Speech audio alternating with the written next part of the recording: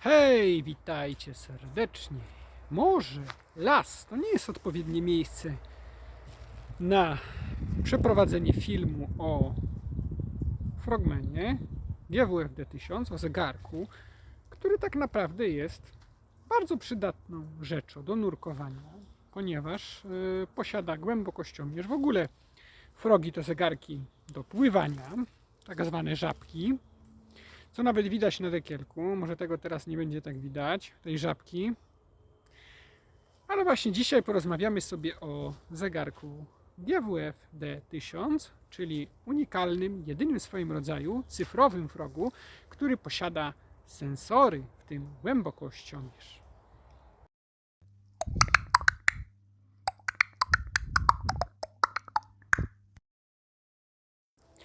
Mamy dziś piękną pogodę, froga, ciepło, piękna wiosna, dzień wolny od pracy. Czego więcej do szczęścia potrzeba? No właśnie, mamy tego froga. Cóż to za wspaniały zegarek? No, to jest już zegarek kultowy, tak? Dlaczego? Szkło szafirowe. Zegarek jest na solidnej metalowej kopercie, zakręcany dekiel. Tak, to już jest zegarek naprawdę fajny. Naprawdę. Zegarek solidnie wykonany, mocny. Pasek na carbon fiber. No. Akurat to jest wersja kolorystyczna, wpadająca w niebieski, tak zwana B. Ale tych frogów wersji było wiele więcej. Oczywiście wiele wersji tych frogów kolorowych to są tak zwane zegarki składane, czyli składaki, ponieważ w oryginałach było ich bardzo mało i bardzo ciężko było je kupić. Po prostu ciężko je dostać. Moi drodzy, co o tym zegarku opowiemy? No, opowiemy sporo na temat tego zegarka, ponieważ uważam, że ten zegarek zasługuje na fajny film, żeby o nim po prostu porozmawiać.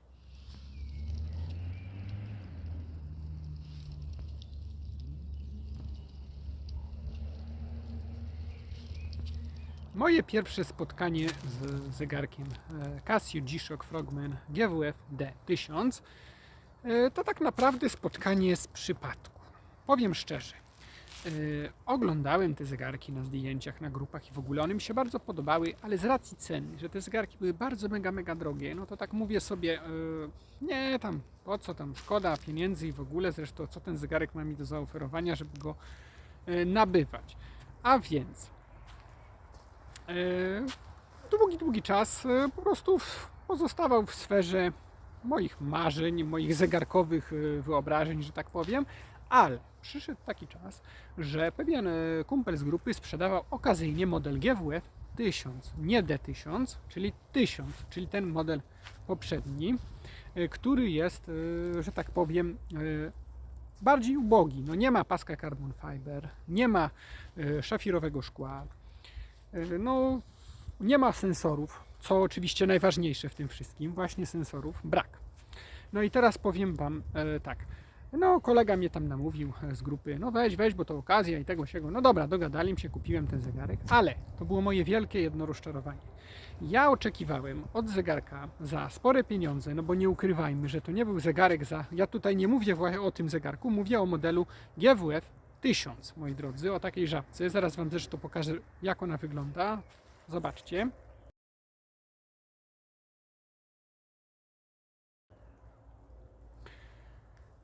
Właśnie ja mówię o tym zegarku, moi drodzy, więc nabyłem go. Byłem mega rozczarowany tym zegarkiem. Mówię sobie tak, zegarek drogi, brak mu sensorów, no nawet ten nasz Romek GW9400 posiada sensory, a przecież jest to zegarek wcale nie taki drogi. Co może mi zaoferować GWF 1000? Pływy, fazy, no cóż więcej, dziennik nurkowania, o ile ktoś nurkuje, prawda? No nie każdy nurkuje, tak? No byłem trochę rozczarowany tym zegarkiem. Zresztą brak szafiru w tych pieniądzach. Pasek bez karbonu, no coś nie stykło. No i tak wiecie, po pewnym czasie doszłem do wniosku, że jednak nie chcę być posiadaczem tego co bądź oczywiście wspaniałego zegarka, jakim jest Frogman. ale doszłem do wniosku, że jednak wolę model z literką D, D1000. No i co, padło na model podstawowy, ale dogadałem się tam już ze znajomym z grupy, że po prostu sprzedam ten zegarek, znaczy dopłacę mu, on mi wyśle model nie ten model, tylko po prostu był inny model D1000, który jest teraz w posiadaniu jednego z moich widzów. Pozdrawiam Cię serdecznie, Tomek, dlatego powiem Wam szczerze, że poszłem na to, bo mówię, jeśli już mieć Froga, to ja chcę mieć Froga tego z górnej półki, tego wspaniałego, żeby to było to coś, żebym ja czuł to wewnętrzne to coś. Nie wiem, jak Wy macie? Czy Wy też macie tak, że jak macie jakiś taki zegarek naprawdę z wysokiej półki, to musicie czuć to coś, żeby on Was po prostu bawił, żeby po prostu, żeby być z niego w 100% zadowolonym i szczęśliwym? Myślę, że tak. Już moi drodzy, dotarł do mnie ten D1000 w wersji podstawowej i powiem Wam szczerze, że było to coś, była ta miłość, było to duże serce do tego oto modelu. Ten model skradł moje serce sensorami, kompasem horyzontalnym. Skradł moje serce pięknym, szafirowym szkłem i grubym, mega fajnym paskiem carbon fiber. Ja Wam to wszystko oczywiście pokażę w dzisiejszym filmie, jak to mniej więcej wygląda, jak to się mniej więcej prezentuje. Porozmawiamy sobie o funkcjach, pokażę Wam wymiary tego zegarka oraz pokażę Wam, jak on jest po prostu piękny. W jaki sposób on jest. Chodzi o te szczegóły, on jest wykonany, nie? Chodzi o te szczegóły, o te klawisze, o te takie drobne smaczki, które sprawiają, że ten zegarek jest naprawdę wyjątkowy.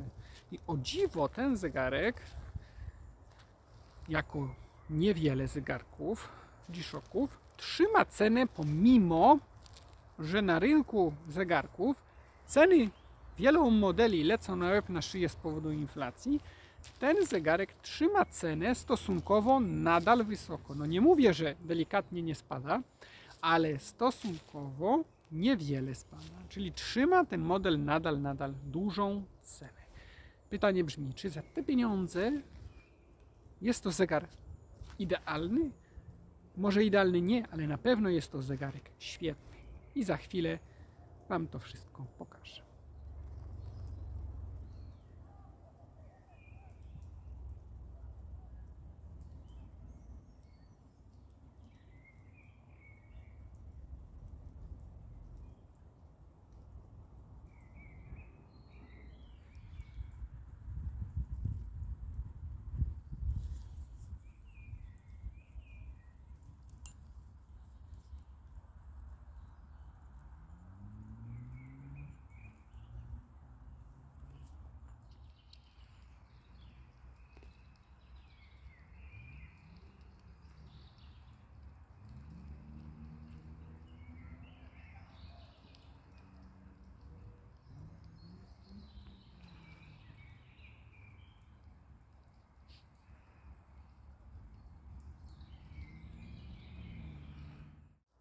A ja tak mówię właśnie o tych różnych wersjach tego naszego Froga, a więc jakie mamy wersje naszego Frogmana.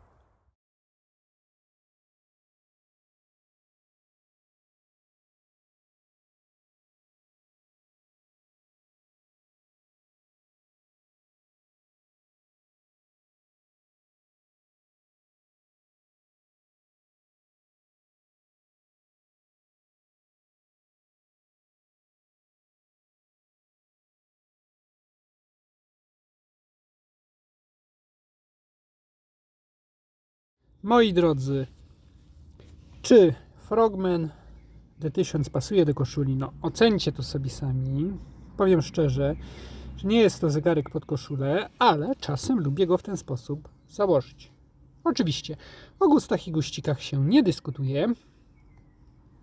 Każdy ma inne, ale powiem Wam szczerze, że wstydu nie ma, że tak powiem. Sikor na dość wysokim poziomie. Jedni lubią córki, inni matki, jak to mówią, ale powiem, że jest moim zdaniem całkiem fajnie to się komponuje, ale do sportowych ubrań jeszcze lepiej. Ocencie sami, jak to wygląda, jak to się prezentuje. Czy ktoś z Was by założył frogmana pod koszulę, czy też nie, to nie dla mnie, jesteście właśnie z tego typu osób. Dajcie znać w komentarzach, oczywiście. Będzie mi bardzo miło o tym poczytać. Ale fajnie się prezentuje, prawda? Chciałem jeszcze powiedzieć kilka słów na temat mojej ręki. No ja mam akurat rękę 17,5 cm obwodu i powiem, że albo ścisnę za mocno ten pasek, albo lekko za lekko i mi lata. W tym momencie jest ściśnięty mocniej, za mocno, więc będę miał jakieś tam ślady na ręku. Zresztą zaraz Wam postaram się to pokazać. Wypnę go. O, widzicie, zobaczcie. Jakie ślady na ręku, co? No normalnie odznacza się ten wzór paska, że tak powiem. Więc też frogman nie jest to zegarek na każdą rękę. Powiem szczerze, że bardziej na 19 w górę centymetry obwodu ręki bardziej ten zegarek będzie pasował, ale powiem też, że jeżeli po prostu czuję już, że mnie to uwiera i że mam, że tak powiem, jakieś tam odznaczenia na ręku, po prostu zapinam go o jedno oczko dalej, akurat tutaj.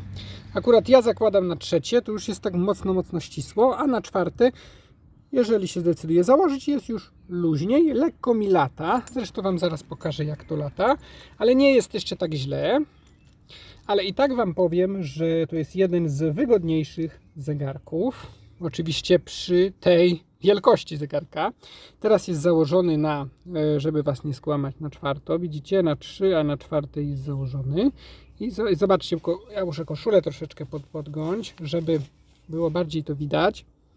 Zwróćcie uwagę. O, nie jest to aż takie latanie, nie wiadomo jakie. To też zwróćcie uwagę, że nie jest to aż tak mocno, ale już tak leciutko, jak to mówią mi, ten zegarek faluje. Co też może być dla niektórych bardzo przyjemne. Nie mówię, że nie. Ogólnie zegarek prezentuje się bardzo ładnie. Jeszcze jedna sprawa, jedna rzecz, a mianowicie taka, że latem, wiosną oraz wczesną jesienią nosić go jest fajnie, dlatego że nie nosimy kurtek czy ubrań.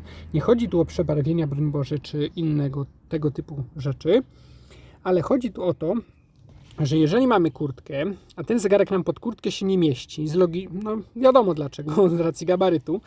Jeżeli tu będzie kurtka, gdzie mój palec teraz, i będzie ta kurtka, tak jak ręka w koszuli, nie prze na ten zegarek, ponieważ wiadomo, nie jest to jakieś mocno zgrubione. Wiadomo, kurtka to gruba, żeby tego materiału było dużo, wata, puch i tak dalej. I to wszystko ciągnie i uderza, zobaczcie co się dzieje, uderza nam tym sensorem, tak jakby w nadgarstek. I teraz tak, jeżeli my chcemy jakieś ruchy wziąć tak w górę, nie. I tutaj nam się u wielu osób robi ślad, prawda? Nawet w skrajnych przypadkach jakieś drobne ranki. O tyle powiem Wam szczerze, że jeżeli przymocuję go mocno, nie jest spychany, a jeżeli przymocuję go tak jak teraz, on jest lekko spychany, ale mi to nie przeszkadza, ponieważ koszula, czy też wiosenne, letnie, czy wczesnojesienne ubranie go, jak to mówią, nie pcha, czyli jest ok. Natomiast w przypadku kurtki, no to już albo go wsadzimy pod kurtkę, no ale to jest bardzo mega ciężkie. Zresztą to mija się troszeczkę z sensem, bo potem nie możemy tej kurtki odgiąć, żeby sprawdzić godziny. Także powiem Wam szczerze, na zimę przy chudych nadgarstkach nie polecam dużych, masywnych zegarków i to się nie tyczy tylko Froga, ale tyczy się różnych innych zegarków i też niekoniecznie tyczy się to zegarków marki Casio ani G-Shocka. Po prostu dużych, masywnych zegarków na cienkie nadgarstki nie polecam. Zresztą kto już zakładał, to wie jak to jest. Ale też jest tak, że ja lubię, po prostu lubię. No i też nie zawsze nosimy kurtkę, czy też jakieś ubranie, które nam ten zegarek dopycha mocno na nadgarstek i ogranicza nam tym samym ruchy ręki. No to tyle, jeśli chodzi o komfort noszenia dużych zegarków. No i jeszcze, moi kochani, jedno słowo chciałem dodać więcej. Mianowicie, o co chodzi z tym paskiem, który tak wystaje. No bo wiecie, jeżeli mamy chudorękę, no to logiczne jest, że tego paska będzie trochę za dużo, będzie on wystawał. Ale ja myślę, że to jest tak specjalnie zrobione, żeby to właśnie wystawało. Dodaje to mega uroku i to jest moje prywatne zdanie. Oczywiście każdy może mieć swoje zdanie, ale moim zdaniem jest, że jest to piękne po prostu, że to tak właśnie ten pasek wystaje. Bywali tacy użytkownicy tego zegarka, którzy obcinali ten pasek nożyczkami, co powiem Wam szczerze, że było moim zdaniem skrajną głupotą, ponieważ tego się nie robi. Ten pasek po pierwsze jest bardzo drogi, a po drugie ten zegarek traci całkowicie swój urok. No oczywiście wiadomo jest, że jeżeli ktoś będzie miał grubszą rękę, no to ten pasek będzie wystawał mniej, odpowiednio mniej do grubości ręki. Zwróćcie uwagę, na przykład jakby miał jakąś mocno grubą rękę, no to nawet będzie się całkiem prawie wchował w szlówce, że tak powiem, może tam będzie niewiele wystawał, natomiast w moim przypadku wystają znacznie, ale mi to wcale akurat nie przeszkadza, nie wadzi mi to o nic. Moim zdaniem jest on bardzo fajny i ładny. Gdyby ktoś z Was się zastanawiał, dlaczego Frogman ma taki długi, wystający pasek, to dlatego, że można było go założyć na kombinezon nurkowy. Tak, właśnie dlatego, ponieważ jest to zegarek nurkowy. Oczywiście nie każdy go w ten sposób używa, ale dlatego ma ten pasek dłuższy. I teraz powiem Wam taką ciekawostkę. Spotkałem się w ogłoszeniach, że niektórzy te paski obcinali nożyczkami i sprzedawali. Te zegarki, co jest moim zdaniem kompletnym idiotyzmem, ponieważ taki pasek kosztuje naprawdę bardzo dużo do Froga, ponieważ jest to carbon fiber. A jak wygląda set od naszego Frogmana GWF D1000? Moi drodzy, dzisiaj troszeczkę tak w warunkach polowych, ale jak wiecie, uwielbiam las, uwielbiam przyrodę, naturę, zresztą część z Was pewnie również. No ale tak wracając do tematu setu, no to ja mam akurat ten zegarek w secie z wersji europejskiej, jak sama na hologramie nazwa mówi EU, symbol literowy. Jest to model GWF D1000B1ER, numer modułu 3445. Także moi drodzy, jak na wersję europejską przystało, jest to kartonik. Taki standardowy kartonik, oczywiście będzie w środku puszka. Wiecie jak to już wygląda, z czym to się je, szczególnie znawcy G-Shocka wiedzą. Wersje japońskie, no to oczywiście były to pudełka, jak i te mniejsze, tak również i te większe pudełka. Nawet takie pudełka a la premium z wersji MTG. No ale dobrze. Mamy teraz tak.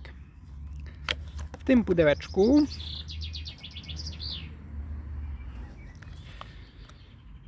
od G-Shocka Frogmana mamy taką karteczkę, tak jakby przedstawiającą dekiel.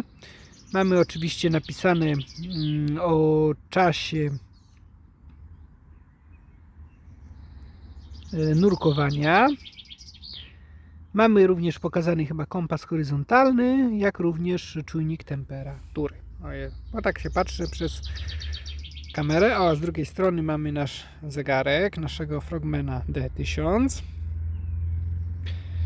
Mamy też informacje podstawowe, że to jest 200 metrów wodoodporności. Mamy też tutaj taki rysunek bezela na w pełni stalowej, grubej kopercie. Także naprawdę jest to zegarek mega mocny.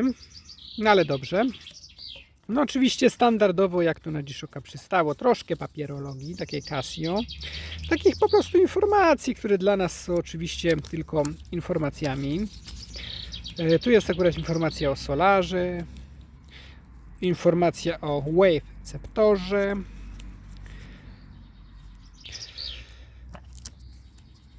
mamy jeszcze chyba warunki gwarancji.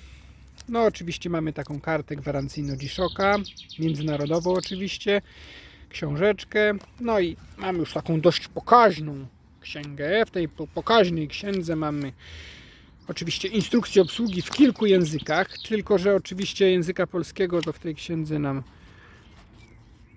brakuje.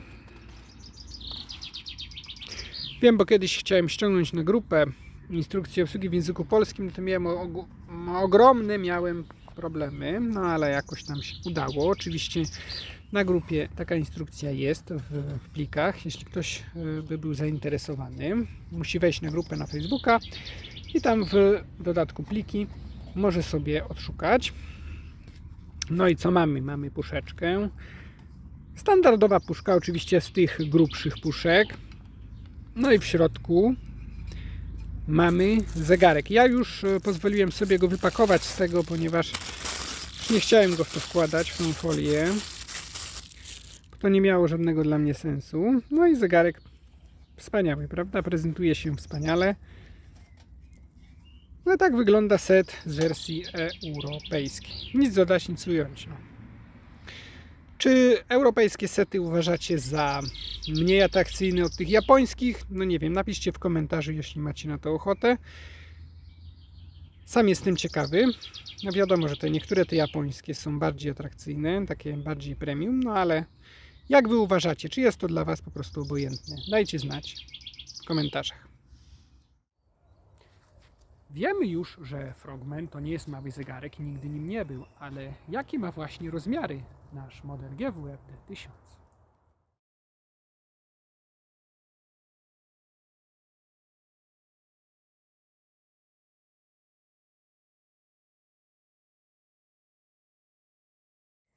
Chciałbym serdecznie podziękować mojemu najlepszemu przyjacielowi od zegarków, Marcelemu, za pomoc w zdobyciu tego wspaniałego Froga. Właśnie dzięki niemu mogę nagrać dla was teraz ten film. Marceli, jesteś wielki i zawsze będziesz wielki. Pozdrawiam cię serdecznie. Nasz Frogman GWF D1000 jest zegarkiem elektronicznym. A więc, jak wygląda podświetlenie naszego Frogmana?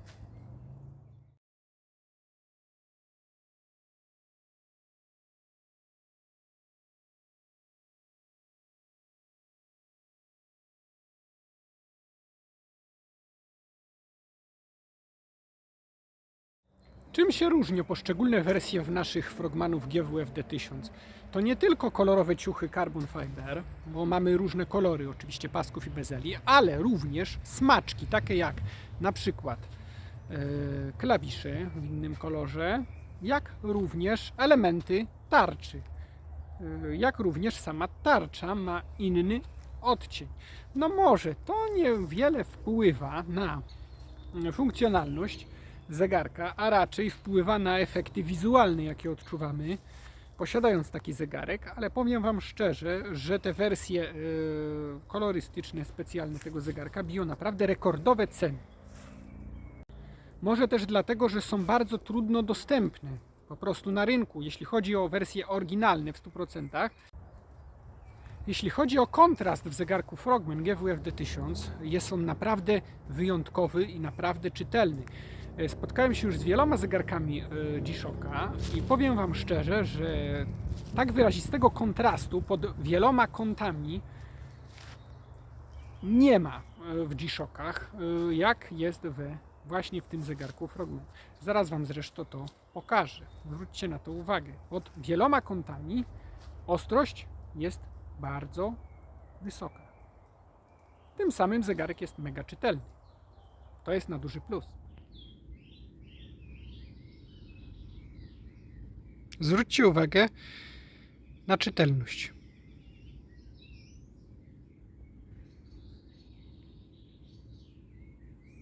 Widzicie, pod każdym kątem godzina, data oraz wszystko to, co jest nam wyświetlane, jest mega czytelny. Nie w każdym zegarku z serii Casio G-Shock elektronicznym tak jest. To może sobie jeszcze porozmawiamy o wadach i zaletach naszego Froga. O wadach i zaletach naszego Frogmana powiem krótko, no bo nie będę tu się rozpowiadał nie wiadomo ile, bo tak naprawdę to zarówno wady, jak i zalety mogą być odwrotnością, czyli zalety mogą być wadami, a wady mogą być zaletami. Przede wszystkim rozmiar tego zegarka. No, dla jednych może być zaletą, dla innych wadą. Ale z drugiej zaś strony, jako zegarek do nurkowania, no to musi być go czuć na ręku. Musi być długi pasek, który wystaje. To też może być wadą i zaletą. Przede wszystkim szkło szafirowe również jest tutaj no, dużo zaletą. Bo o wadzie nie wspomnę, ponieważ szkło szafirowe jak najbardziej jest pożądane. Jest to także dobrej jakości szafir. No może czarna biżuteria typu szlówka czy sprzączka, to powiem Wam szczerze, że troszkę się rysuje, ale to w każdym G-Shocku to też, ale za to ma to swój urok wizualny. Bardzo gruby, fajny, solidny pasek. Folia na dekielku, w moim przypadku ja tego nie odklejam, bo to dodaje swojego uroku. Bardzo fajny jest, oczywiście można nawet go nosić i to nie wpływa na to, że ta folia się zdziera. No, dużą wadą jest właśnie ta grubość tego zegarka. Jeśli chodzi o zalety, no to wiadomo, przyciski są celowo schowane w bezelu, żeby ich przypadkiem nie włączyć. Zegarek jest bardzo masywny, też waga może być wadą, no ale z drugiej zaś strony czuć go jest mocno na ręku. Czyli tak jak powiedziałem, wady i zalety się pokrywają. Ale zaletą taką mega dużą jest to, że koperta jest wykonana w całości ze stali. To jest naprawdę masywna, mocna, mega koperta. Także tutaj zegarek jest naprawdę mocny. Naprawdę tutaj mamy do czynienia z czymś super jakościowo wykonanym. Nie urwą nam się uszy jak w Romku, czy też w innym G-Shocku. No wiadomo, że dużo tańszym, ale jednak tutaj nie będziemy mieli do czynienia z tego typu usterką. Żadnych do czynień. Moi drodzy, zakręcany dekiel. Mega zaleta. Jako na zegarek nurkowy, no to moim zdaniem obowiązkowo. Sensory, no to wiadomo, że zaleta. Fajne podświetlenie, też widoczne pod wodą. Kompas horyzontalny, super rzecz. No wiadomo, pod wodą bardzo przydatny. Funkcje, wiadomo, no funkcje tego zegarka, no to wynikające poniekąd z sensorów, czyli temperatura. Tak jak wspomniałem już, kompas, czas światowy. No oczywiście dziennik nurkowania. Fazy pływy morskie. Tu mamy akurat w tym kółeczku księżyc. Jak będzie w tym momencie na niebie w nocy wyglądał. Ile będzie zaciemnione, a ile nie. Solar, po prostu solar to jest mega sprawa, jeśli chodzi o te zegarki, ponieważ to są zegarki bezobsługowe. Kolejna sprawa to jest oczywiście Waveceptor, czyli multiband, czyli łączenie z zegarem atomowym w Maiflingen w Niemczech, który po prostu sprawia, że ten zegarek jest w 100% bezobsługowy oraz w 100% dokładny co do sekundy z zegarem atomowym. Oczywiście zegarek łączy się raz dziennie w nocy. Oczywiście możemy to wymusić ręcznie, ale myślę, że takiej potrzeby nie ma, no chyba że ktoś ma słaby zasięg albo znajduje się w miejscu, w którym zegarek danego sygnału po prostu nie odbierze nocą, bo to dzieje się właśnie w nocy. Gruby pasek carbon fiber, bardzo gruby, Myślę, że w dzisiejszym filmie przedstawiłem bardzo dużo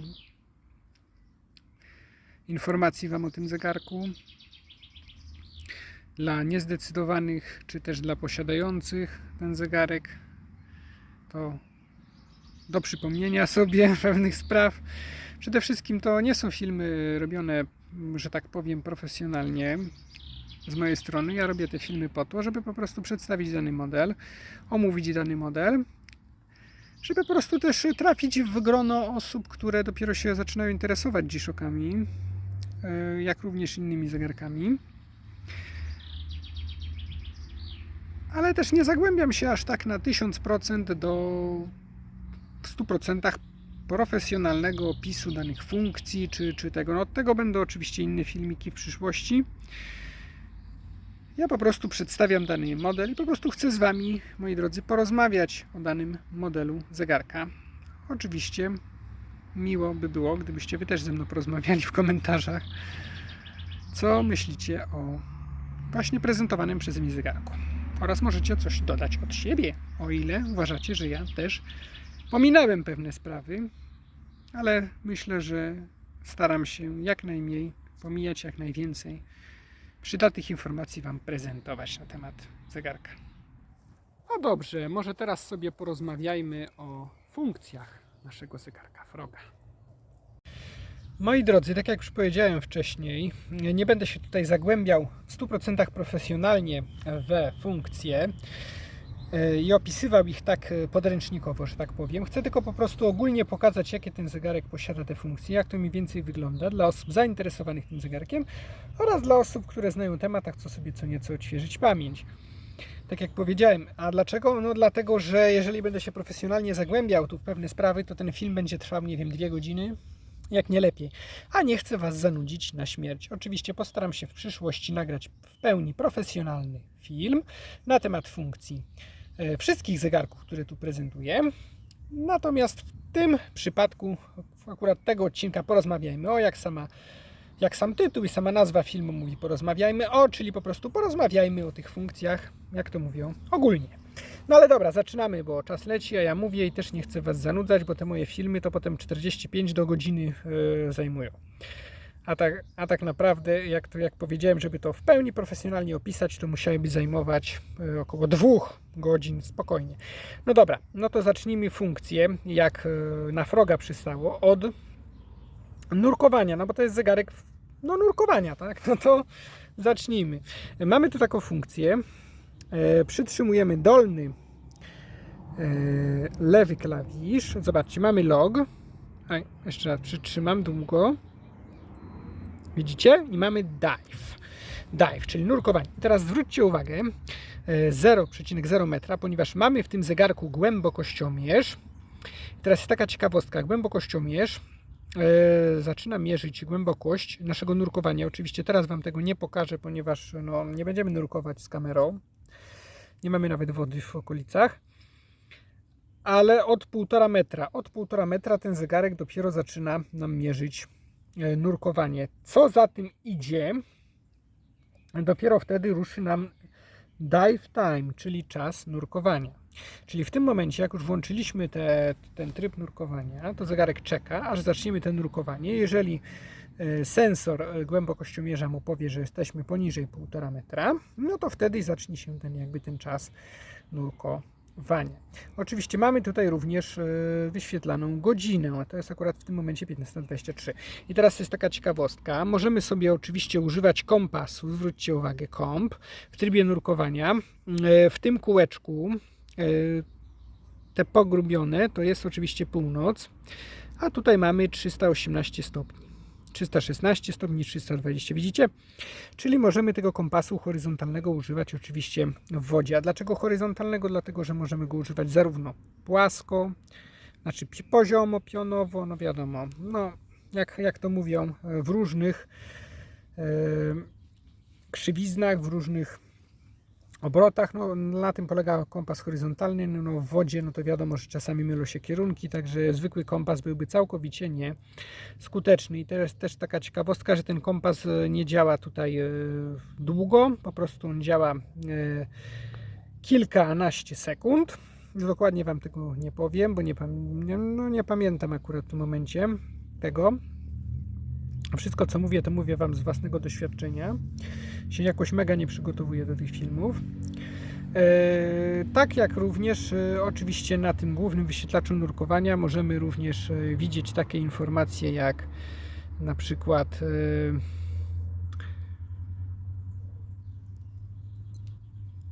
poprzednie nurkowanie, tylko akurat tego tu nie mamy, czyli sprawdzić sobie dziennik nurkowania. No ja akurat nie nurkowałem, więc Wam tego nie pokażę, moi drodzy. Jak również możemy użyć podświetlenia. No tego też teraz nie będzie widać, no bo mamy dzień.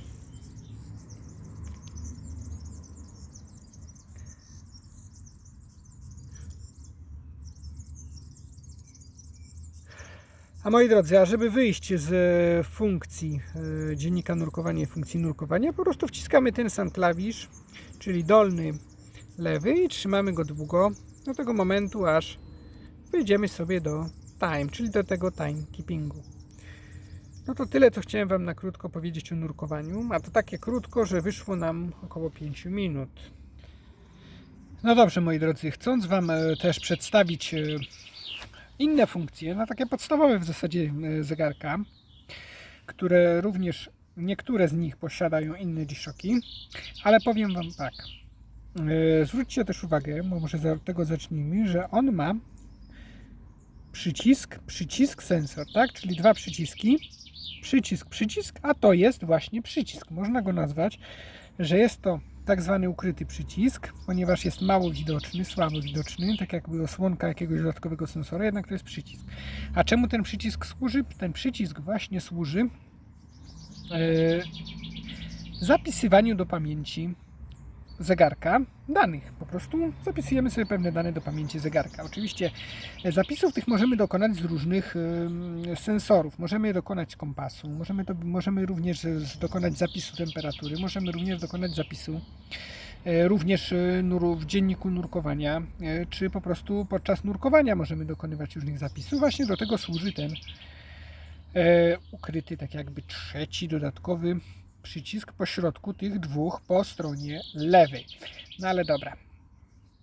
Może zacznijmy od kompasu. Jeśli chodzi o funkcję, wchodzimy do kompasu przy dolnym prawym przyciskiem. No i oczywiście mamy tak, w kółeczku mamy kompas, który nam wskazuje kierunek. Tutaj mamy 334 stopnie.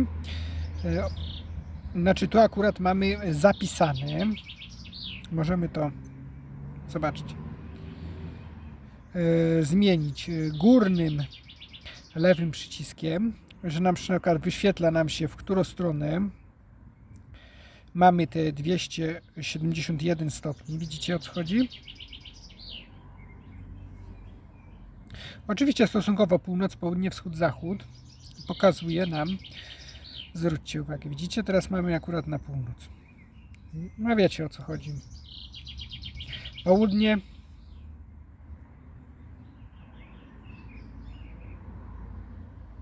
widzicie? Zachód, wschód. No. Czy to nam po prostu pomaga? Możemy sobie teraz zmienić oczywiście tym klawiszem znowu na stopnie. To znaczy zmienić na stopnie. To jest zapis stopni. Zwróćcie uwagę. Przejdziemy sobie do na przykład, no tak żeby było łatwo, 200, co? Tak mniej więcej 200 stopni. Klikamy i zwróćcie uwagę, że te 200, akurat 206 stopni jest zapisane. To nam pomaga zapisać dany kierunek, jeżeli w danym kierunku chcemy podążać. Nie musimy tego na pamięć spamiętywać, po prostu zapamiętujemy dany kierunek. Nie każdy zegarek z Casio to posiada, no ale akurat ten to posiada i chwała mu za to. Dobra, oczywiście standardowo mamy jeszcze godzinę. Widzicie pomiędzy, ja nie wiem, żeby ostrość była fajna, mamy 16, akurat 13 w tym przypadku. I mamy wskazania pod spodem kompasu. No to tak mniej więcej wygląda kompas, tak na szybko omówiony. Oczywiście jakbyśmy chcieli zrobić zapis danych, no to przyciskamy ten klawisz, zwróćcie uwagę, o, rig, czyli zapis tych oto danych. Dobra, wychodzimy sobie oczywiście standardowo dolnym lewym klawiszem do timekeepingu i teraz sobie przyciskamy tym lewym dolnym klawiszem raz. Mamy oczywiście log, czyli zapisy nurkowania. Oczywiście tu my nie mam, bo ja nie nurkowałem.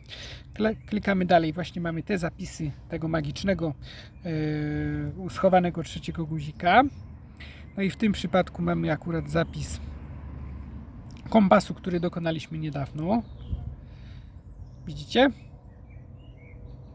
Tak to mniej więcej wygląda. Oczywiście możemy sobie tutaj dolnym prawym przyciskiem zmienić te zapisy. Jeszcze jest taka ciekawostka, że mamy 20 tych zapisów. Więcej tych zapisów nie będziemy mieli. Każdy kolejny więcej niż 20 będzie nam nadpisywał po prostu najstarszy zapis. Czyli po prostu do 20 różnych zapisów możemy sobie takich ustawić. No ale dobra, jedziemy dalej, bo nie chcę tu przedłużać. Mamy oczywiście stoper. W funkcji stopera mamy oczywiście widoczną godzinę. Startujemy stoper dolnym prawym przyciskiem. Widzicie? Zatrzymujemy. Kasujemy górnym lewym przyciskiem. No dobra, tak z podstawowych informacji. Jedziemy dalej. Timer. No oczywiście timer możemy sobie ustawić na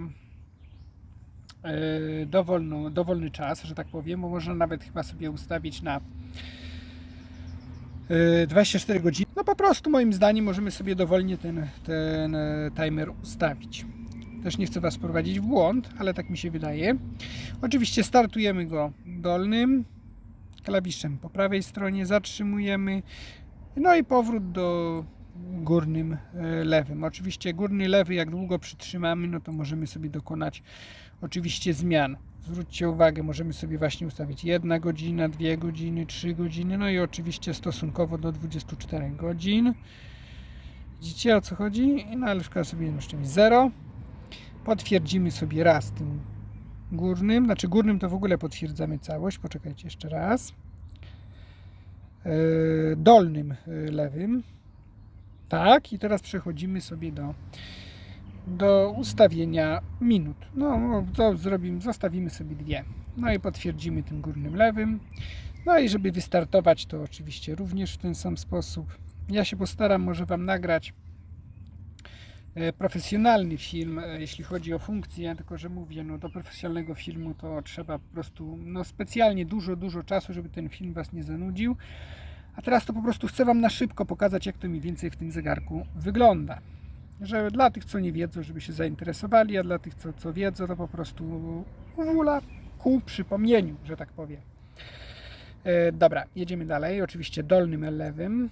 Dalej mamy alarm. Oczywiście zegarek posiada kilka alarmów. Dokładnie posiada on alarmów 2, 3, 4 alarmy. Sygnał śpiocha, znaczy sygnał pełnej godziny SIG oraz alarm śpiocha SNZ. Tak, żeby Was nie wprowadzić w błąd. Oczywiście jest wszystko dezaktywowane. Oczywiście mamy bieżąco aktualną godzinę w tym miejscu, 16:17. No i oczywiście ustawiamy sobie tutaj dany czas, który będzie nam odpowiadał za czas alarmu. Dobra, jedziemy dalej. Oczywiście dolnym lewym. Dalej mamy czas światowy. No to czas światowy, jak to w zegarkach Casio, G-Shocka, wiadomo, jest to bardzo rozbudowany czas światowy. Mamy wiele miejsc na świecie. O wszystkich nie będę się Wam rozpowiadał, bo to też nie ma sensu. Po prostu, żeby sobie przestawić, no to musimy sobie, wiadomo, odpowiednią kombinacją klawiszy. No jest to bardzo podobne jak i w innych G-Shockach, ale to już nie będziemy się w to zagłębiać. Po prostu jest taka funkcja. Jedziemy dalej. Dalej mamy temperaturę, czyli po prostu z naszego sensora mamy temperaturę otoczenia bądź temperaturę wody podczas nurkowania. Oczywiście, tak jak w innych funkcjach tego zegarka, mamy oczywiście bieżący czas wyświetlany. Jedziemy dalej. Mamy tide, czyli pływy. Oczywiście pływy możemy sobie co do danego miejsca ustawić. Pływy wskazuje nam oczywiście ten graficznie, że dopiero nadchodzi nam przypływ. Szczyt przypływu to wiadomo będzie nam na samym szczycie tej górki mygać. A jak odpływ, no to będzie już nam z tej górki, moi drodzy, schodzić powoli w dół. Oczywiście możemy w timekeepingu sobie ten graficzny obrazek mygający ustawić, też fajne jest, niektórzy tak robią, żeby po prostu być na bieżąco oczywiście z tymi pływami. No ale także mamy jeszcze podaną godzinę, o której to godzinie nastąpi przypływ. No i oczywiście datę, no akurat dzień, miesiąca i miesiąc. No i oczywiście możemy sobie przestawić, na przykład o godzinie 7, widzicie? 8, 9, widzicie o co chodzi? Patrzcie się na grafikę. O 11, co o 12, jak będzie o 13. O, to i sobie jedziemy. 17, 8, 19. Widzicie, o 20 mamy szczyt. 21, tak naprawdę 21 mamy cały szczyt. Żeby dokonać korekcji ustawień, no to oczywiście przyciskamy sobie, no i sobie możemy oczywiście co do danego miejsca ten przypływ najważniejszy skorygować. Oczywiście wpisujemy sobie ten pierwszy najważniejszy przypływ do danego miejsca, w jakim się znajdujemy, a zegarek sobie, jak to mówię, już resztę przypływów ustawi sam. Tylko ja już sobie tutaj teraz przestawiłem przypadkiem. Była 9:20. Pozwólcie, że wrócę z powrotem do ustawienia 9:20, bo już nie chcę tego rozstawiać. Dobra. No i dalej mamy receiving, czyli godzinę synchronizacji z zegarem atomowym w Mainflingen. Mamy datę, mamy godzinę tej synchronizacji. No i wracamy do timekeepingu. No i to tyle, co bym chciał tak w zasadzie powiedzieć na szybko o tych funkcjach, bo też nie chcę profesjonalnie się w to zagłębiać, bo to jest dość skomplikowane, żeby po prostu w tak szybkim odcinku, który tak naprawdę również będzie bardzo, bardzo dużo czasu zabierał, bo pewnie godzinę ten odcinek będzie miał czasu, żeby Wam wszystko w tym wytłumaczyć. No mówię, specjalny odcinek musiałbym nagrać odnośnie właśnie tych funkcji, aczkolwiek też powiem Wam szczerze, że jest na YouTube już kilka takich filmów nagranych, więc też nie chcę tego wszystkiego powielać po 10 razy tego samego, tylko dlatego, że ja to mówię. Po prostu moje filmy, porozmawiajmy kieruję do osób, które chcą się zapoznać z danym modelem oraz pewne rzeczy przypomnieć. Oczywiście nie ukrywam, że kiedyś w przyszłości nie nagram takich filmów, no ale na chwilę obecną to jest to tylko rozmowa na temat danego modelu zegarka, no i pobieżne pokazanie Wam mniej więcej, jak to wygląda osobom zainteresowanym. Moi drodzy, na dzisiaj to już wszystko. Mam nadzieję, że podobał się Wam kolejny odcinek Porozmawiajmy o. Oczywiście będą kolejne odcinki o fajnych zegarkach. Mam nadzieję, że jeszcze do mnie kilka zegarków dojedzie, więc dla Was nagram kilka fajnych filmów.